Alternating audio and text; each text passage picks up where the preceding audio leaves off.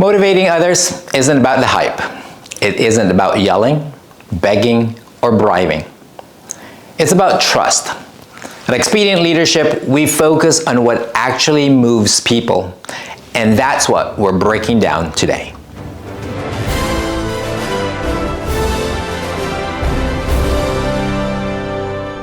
General Colin Powell once said, "Leadership is all about people. It's not about organization. It's not about plans. It is not about strategies. It is all about people, motivating people to get the job done." Motivating requires trust because we are spurring others towards a certain course of action that have risks or uncertainties. Last time, we addressed some ways that leaders fail to build that trust. And when trust is lacking, forget motivating the team. And when a leader can't motivate the team, he will resort to coercing the team. You see, weak leaders manipulate, but strong leaders, they motivate. And they start by building the trust. Dwight Eisenhower, the 34th President of the United States, once said, "You don't lead by hitting people over the head." That's assault, not leadership.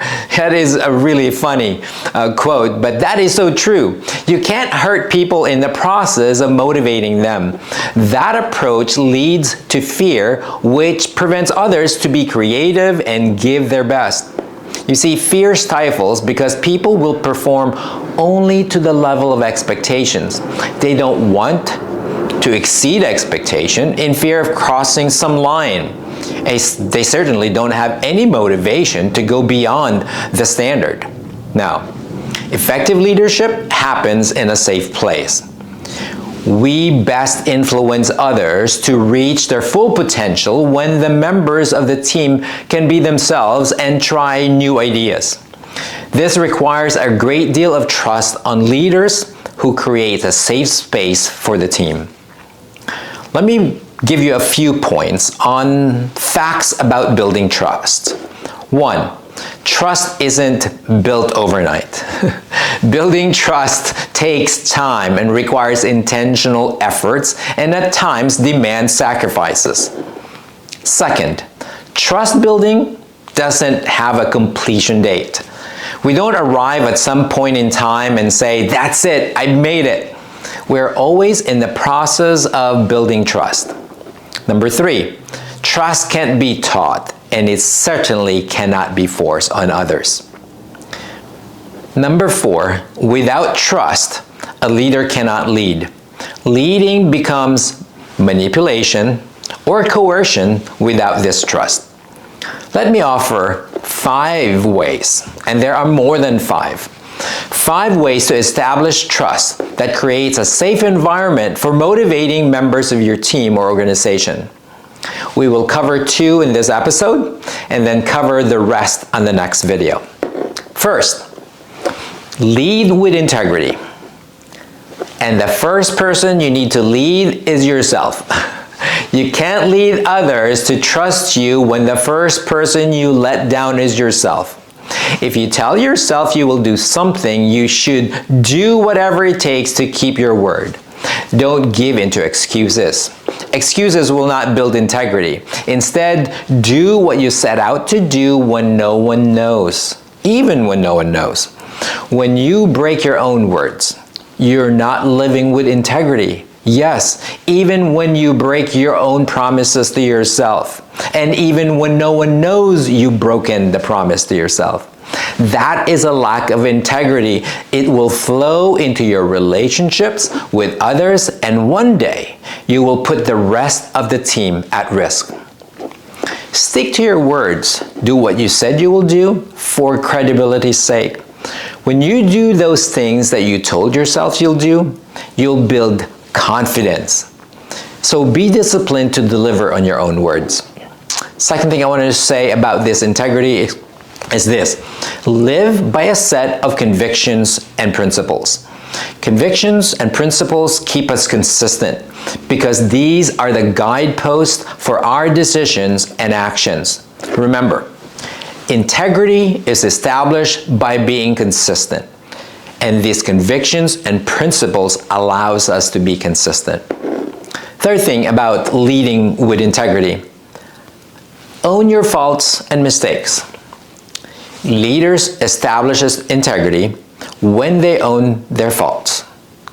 It's okay to say, I was wrong, I'm sorry, because that makes you relatable. But do it like a leader, with confidence, in a way that makes it safe to owning your own faults. Don't be sheepish about it. Don't make it sound like it's so shameful to admit fault. Otherwise, your team members will feel the same way when they have to admit their fault. The second way to build trust is to listen to understand. When I was in college, I was a resident assistant. And I remember attending a weekly meeting with the vice president of the student development. He would allow us students, resident assistant, to speak on a topic or an issue at hand. For 45 minutes, he would listen, once in a while asking questions to either clarify or to move the discussion along. Then, at the end of the hour, he would finally speak. And when he spoke, it was full of wisdom, having heard from all the students.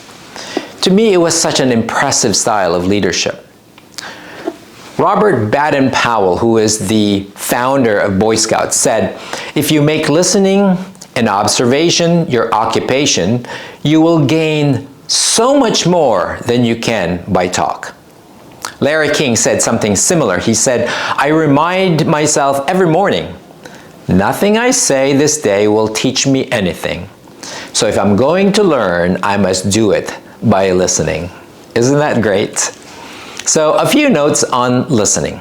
First, just because you're not talking, it does not mean you are listening.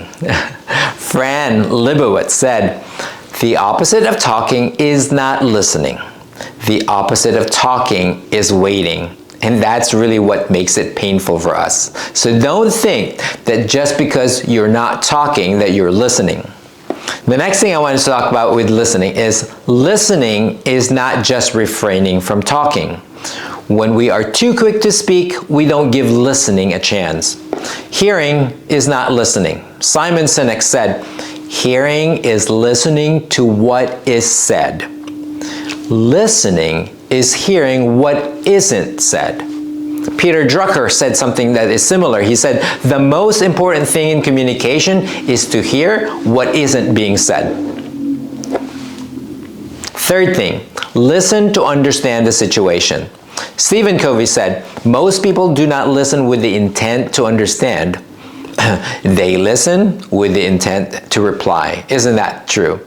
We don't give it a chance to actually understand the situation or what is going on. We're thinking on how to reply to what we hear. Number 4, listen to understand the person. Get to know the other person. This opens an opportunity to learn how to best motivate the person. How is this person wired? What gets this person going? What excites him or her, or what discourages this person? And lastly, listen to care for the person. Learn why this person has this opinion, or how he or she feels. We listen beyond the information. Ralph G. Nichols, who is a professor of communication, which means he has a lot to say about listening, the most basic of all human needs is the need to understand and be understood. And the best way to understand people is to listen to them. Listening with intent to care will teach you how to best influence the person. Here's the difficult part. When listening, set your mind to speaking last. Ask questions to lead the conversation or get clarification, but keep your opinion to yourself. Learn to speak last. We covered some basics of building trust, and we presented to you 2 ways to build that trust in order to motivate your organization or team. Motivation doesn't come from hype or pressure. It comes from a safe environment cultivated by trust. And trust is built by the choices you make every day. If you want to lead people forward, start by leading yourself with integrity, creating a safe environment, and listening not just to respond, but to truly understand and care for the other person. Building trust isn't an easy path, as it doesn't happen overnight. But it's the only path that leads to lasting influence. So here's the challenge. Take an honest look at your leadership this week. Are you creating a safe environment for your organization or team by living a life of integrity and by taking the time to care enough to listen? The way you answer that question will determine the kind of leader you are and the kind of legacy that you're building. This brings us to the end of this episode of Expedient Leadership. Once again, if you find this content helpful, kindly leave a comment below, as your comments help us develop and improve our content. To further help us out, like this video, share the link, and subscribe. Thank you, and I will see you in the next episode of Expedient Leadership.